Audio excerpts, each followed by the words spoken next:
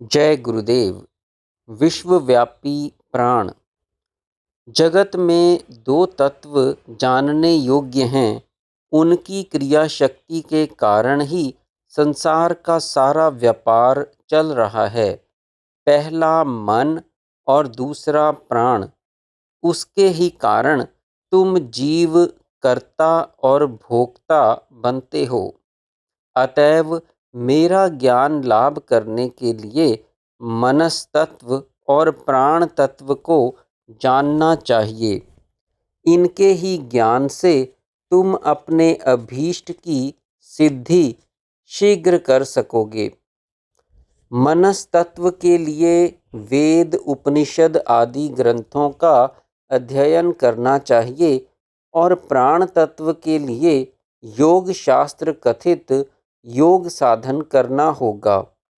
मन और प्राण दोनों की क्रिया से तुम्हारी जीवन यात्रा का निर्वाह होता है। इन दोनों में से किसी एक का भी अभाव हो जाए तो तुम निर्जीव और निष्क्रिय हो जाओगे। क्योंकि मेरी अपरा और परा दो प्रकार की प्रकृति है। पृथ्वी, जल, अग्नि, वायु, आकाश तथा मन, बुद्धि और अहंकार, यह अपरा प्रकृति जड़ है। इसमें बिना प्राण के चेतना क्रिया नहीं होती। इसलिए मेरी दूसरी चेतना परा प्रकृति है, जिसमें सब जीव धारण होते हैं। सब जीव भूतों को धारण करने वाली प्राण शक्ति परा प्रकृति ही तुम्हें सब कुछ करा रही है। बिना प्राण की सहायता के तुम कोई कार्य नहीं कर सकते। मन अपरा प्रकृति जड़ है और प्राण परा प्रकृति चेतन है। इसकी सहायता से तुम हमसे मिल सकोगे। प्राण वायु नहीं है और ना श्वास प्रश्वास ही प्राण है। प्राण ही ब्रह्म का चतुर्थ पाद है। यह वायु और ज्योति द्वारा अभिव्यक्त होता है और तपता है। वेद में प्राण का वायु से पृथक वर्णन है तथा इंद्रियों की वृत्ति से भी अलग पृथक उपदेश है।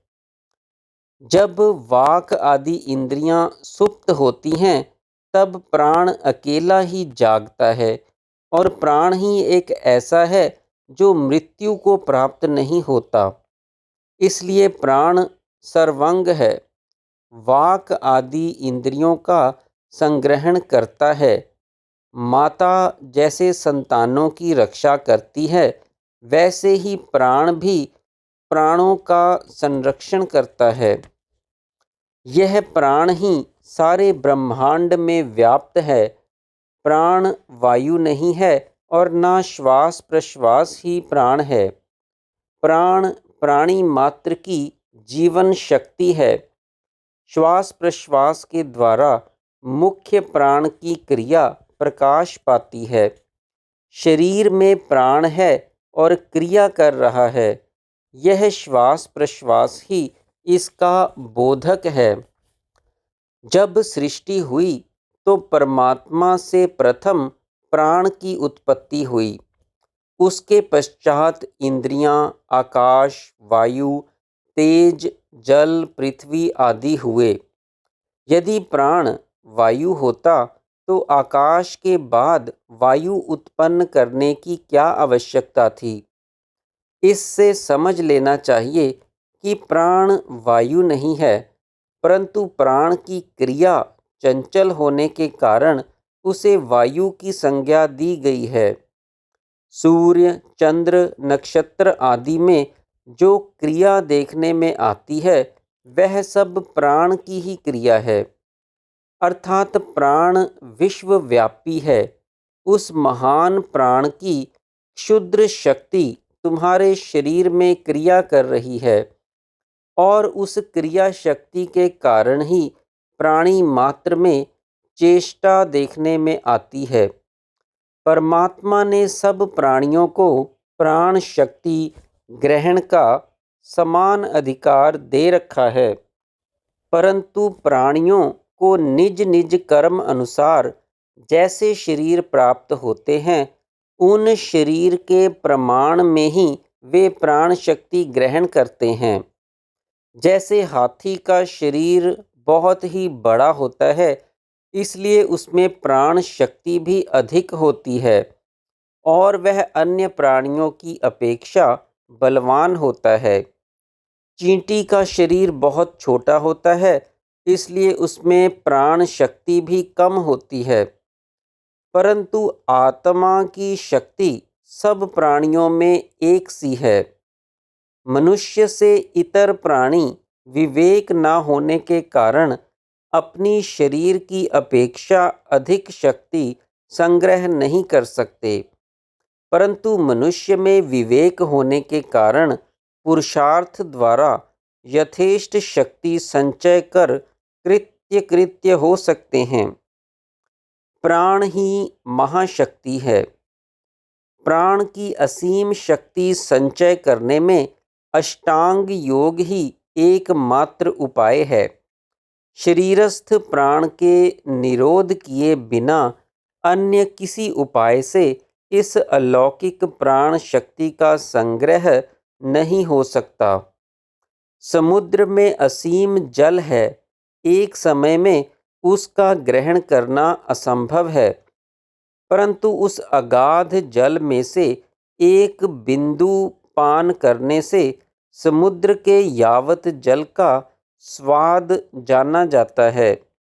इसी तरह विश्वव्यापी प्राण का ज्ञान एक समय में होना असंभव है, तथापि शरीरस्थ क्षुद्र प्राण को जान लेने से विश्व स्थित प्राण का ज्ञान सहज ही हो सकता है, क्योंकि प्राण ही महाशक्ति है, प्राण ही जगत का रक्षक है। प्राण के वशीभूत करने से सब कुछ जय होता है, अर्थात जाना जाता है। प्राण के अंतर्गत ब्रह्मांड में दृश्य अदृश्य जो कुछ है, वह सब शरीर के प्राण को जानने से ही जाना जाता है। यह वार्ता योगी लोग मुक्त कंठ से कहते हैं। यह प्राण आत्मा से उत्पन्न होता है और उसकी छाया रूप होकर सर्वदा रहता है। जैसे छाया पुरुष से अलग नहीं होती, वैसे ही आत्मा और प्राण अलग नहीं हैं। प्राण के साथ पुरुष आत्मा का जितना निकट संबंध है, उतना किसी इंद्रिय अथवा मन से नहीं है। उपनिषद में उद्गीत विद्या में प्रणव के साथ प्राण की उपासना कही गई है। ऋषि लोग उद्गीत स्वरूप प्राण की उपासना करके बहुत काल तक जीवित रहते थे और अलौकिक शक्ति संपन्न होकर महान आश्चर्य तत्व का अनुभव करते थे। उद्गीत रूप प्राण की उपासना के दो मार्ग हैं, पूर्व और पश्चिम। पूर्व मार्ग अवलंबी ज्ञानी मुक्त कहलाते थे और पश्चिम मार्ग अवलंबी योगी सिद्ध कहलाते थे। इन दोनों मार्ग में फल का विशेष तारतम्य नहीं है, परंतु ऐश्वर्य का बड़ा भारी तारतम्य है। पूर्व मार्ग से प्रणव की उपासना करने वाले ज्ञानी जनों को योग का ऐश्वर्य अणिम आदि सिद्धियों की प्राप्ति सहज में नहीं होती। अष्टांग योग साधन ना कर प्रणव के जप ध्यान से मन की एकाग्रता होती है, पर प्रकृति पर विजय नहीं होती। फलस्वरूप उन्हें शारीरिक क्लेश भी यथेष्ट होता है और इसका शेष फल ब्रह्मलोक की प्राप्ति होती है, जहाँ से कल्पांत में पुनरावृत्ति होती है। इसलिए श्री महेश्वर कहते हैं कि मोक्ष देने वाला ब्रह्म नाड़ी सुषुम्ना का पश्चिम मार्ग प्रसिद्ध है और मार्ग द्वार से योग साधन का फल भी स्तवर मिलता है। जब तक सुषुम्ना में होकर प्राण ब्रह्मरंध्र सहस्त्रार में नहीं जाता, तब तक मोक्ष नहीं होता। मुक्ति प्राप्त करने का केवल यही मार्ग है। परंतु जो लोग इस मार्ग में नहीं आते और अन्य मार्ग से जाते हैं, उनकी मुक्ति कैसे हो सकती है? प्राण की दो अवस्थाएं हैं, स्पंदन और लय। इसी तरह मन की भी दो अवस्था है, एकाग्र और निरुद्ध। उद्गीत रूप प्रणव की उपासना से मन एकाग्र होता है, तब प्राण स्पंदन होता है। परंतु मन निरुद्ध नहीं होता, इसलिए प्राण का भी लय नहीं होता। परंतु उद्गीत रूप प्राण की उपासना प्राणायाम से मन निरुद्ध होता है, तो प्राण का भी लय हो जाता है।